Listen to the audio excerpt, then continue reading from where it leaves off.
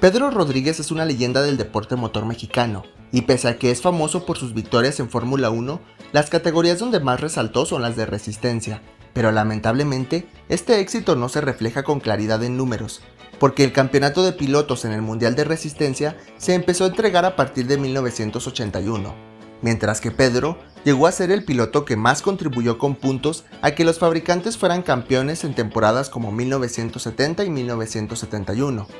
Y para rememorar a este importante piloto, hice este video que repasa la temporada de 1970 del Mundial de Resistencia. La primera de Pedro Rodríguez en el Porsche 917K, dando el salto de un equipo satélite de Ferrari al John Wyer Automotive, un equipo relevante de esa época, quienes ganaron Le Mans en 1959 con Aston Martin, y con los que Pedro consiguió su tan añorada victoria en Le Mans en el 68. Tras haber sido llamado de última hora para competir en un Ford GT40, después de que otros 3 pilotos no pudieran responder a dicho llamado. El equipo JWA llegaba a Daytona sin saber exactamente qué esperar, ya que el 917 apenas había acumulado una victoria en su debut en la temporada de 1968, y esta temporada el Porsche aparecía con nuevas actualizaciones, y aunque uno de sus coches, el liderado por Joe Siffert, sufría una falla en su embrague, lo que ocasionó que perdieran 50 minutos mientras lo reemplazaban, el equipo vivió una de sus mejores carreras en la temporada, ya que Pedro Rodríguez en su debut con el equipo y su compañero Leo Kinnunen volaron y dominaron la carrera a gusto y placer. Eso dejó que el equipo ejecutara una estrategia de manual, sacándole la absurda cantidad de 45 vueltas de ventaja al segundo lugar, sus compañeros Joe Siffert y Brian Redman, quienes lograron reponer las posiciones perdidas. Para la segunda carrera del año, las 12 horas de Sebring, Porsche llegaba con una ventaja sobre Ferrari en el campeonato, pero Sebring sería un escenario totalmente contrario al de Daytona, eso gracias a que Porsche le entregó unos bujes nuevos al equipo JWA como actualizaciones para el Porsche 917K, y posteriormente se dieron cuenta en la fábrica de que estaban rotos, pero cuando le advirtieron al equipo ya era demasiado tarde, por culpa de la diferencia horaria entre Alemania y Estados Unidos,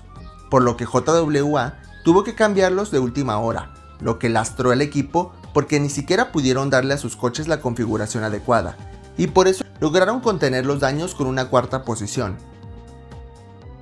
Por otro lado, Ferrari se llevaba una merecida victoria de la mano de Mario Andretti, por lo que daban a entender que no le dejarían el camino libre a Porsche en la pelea por el campeonato mundial. Un desastre de carrera, pero Sebring ayudó mucho al equipo John Wyer a encontrar sus áreas de mejora, y de aquí en adelante mejorar su comunicación con Porsche. Después de Sebring, el equipo llegaría a Brands Hatch con la moral caída, y realmente nadie sabía qué fabricante estaba por delante en rendimiento. Ferrari y Porsche ya habían ganado una carrera cada uno, por lo que la tensión era evidente. Pero realmente, lo que estaría por pasar en la tercera carrera del campeonato era algo que nadie podía prever. El clima era un desastre, y se tuvo que largar con mucha lluvia, razón por la que salieron banderas amarillas en la pista, las cuales Pedro no vio, lo que le valió una penalización y tuvo que volver a boxes perdiendo el tiempo suficiente como para casi perder una vuelta. Pero eso no lo detuvo. Dicho por el mismo Pedro, tuvo que regresar a la pista y correr como si estuviera seco, y a partir de ahí comenzó a volar en el circuito, y sostuvo tiempos que nadie pudo igualar. Jackie Ickx, el único piloto de esa época que podía darle pelea a Pedro en lluvia, tuvo problemas con sus limpiaparabrisas, y por eso nadie le dio pelea al mexicano, quien le sacó una ventaja al segundo lugar de 2 vueltas para cuando le pasó el asiento a Kinnunen, quien con esfuerzo pudo mantener esa ventaja durante la hora y 15 minutos que condujo antes de que regresara Pedro al volante, quien continuó con la paliza y terminó la carrera con 5 vueltas de ventaja sobre el Porsche de Elfort y Hulme. Una carrera brutal porque aparte de la actuación que el dueño del equipo John Wyer clasificó como virtuosa, Pedro aguantó competir por 5 horas y media de las 6 y 45 minutos que duró la carrera. El campeonato llegó a la cuarta cita en Monza, y evidentemente los favoritos eran los coches de Ferrari, no solamente porque eran los italianos corriendo en casa, su coche parecía estar diseñado específicamente para las largas rectas de Monza. Su motor de 5 litros era una gran ventaja en este trazado, algo que Porsche sabía, y por eso le ofreció a sus equipos una actualización importante que consistía en un motor de 4.9 litros, la cual el equipo JWA se negó a usar porque no parecía ser muy fiable en las prácticas.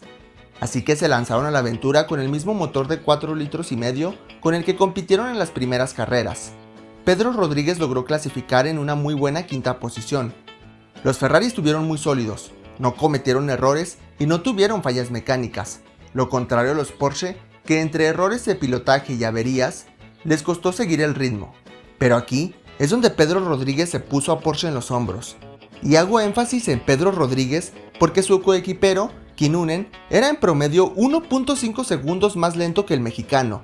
razón por la que de 174 vueltas que dieron, Pedro condujo en 139 de ellas, algo inusual porque esta vez no tuvo ayuda de la lluvia. Pero la clave está en que una vez que tomó la punta de la carrera, Pedro manejó a la perfección los coches rezagados, logrando contener a los 3 Ferraris 512S que estaban detrás de él, ganando la carrera con una diferencia mínima sobre el Ferrari de Giunti y Vaccarella.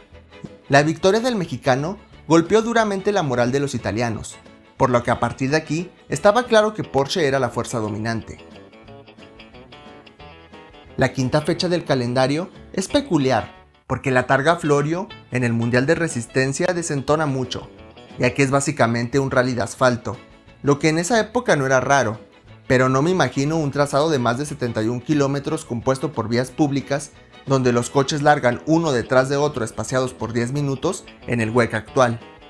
Pero haciendo de lado la anécdota de los rallies en el Mundial de Resistencia, Porsche les dio un coche nuevo a los equipos, el más ligero y ágil 908.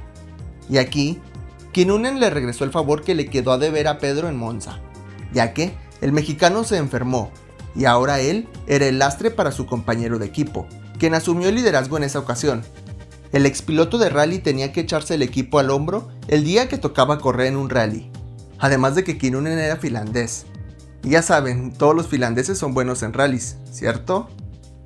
Bueno, hasta parece que Pedro escogió el día correcto para enfermarse. Al final, el finlandés y el mexicano terminaron segundos detrás de sus compañeros de equipo Jo Siffert y Brian Redman, quienes al fin ganaban en la temporada. A partir de Spa, la fiabilidad del Porsche 917 de Pedro Rodríguez y Leo Kinnunen se fue de sabático y empezaron una cadena de abandonos.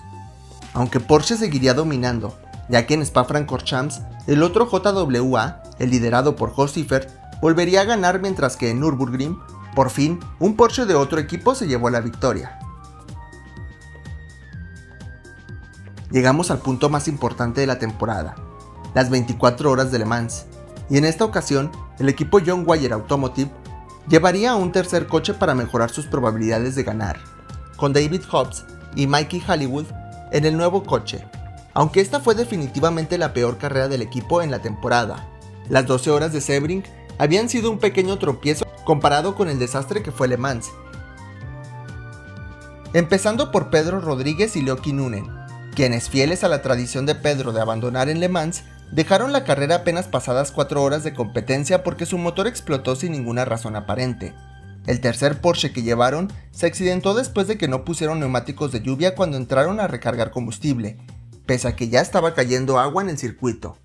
Y el motor del coche de Jo Siffert también se averió a mitad de la carrera, por lo que el JWA no pudo haber estado más lejos de ganar en Le Mans, mientras que el Porsche del equipo Salzburg, pilotado por Hans Hermann y Richard Atwood, se hacían con la gloria de ganar Le Mans en 1970.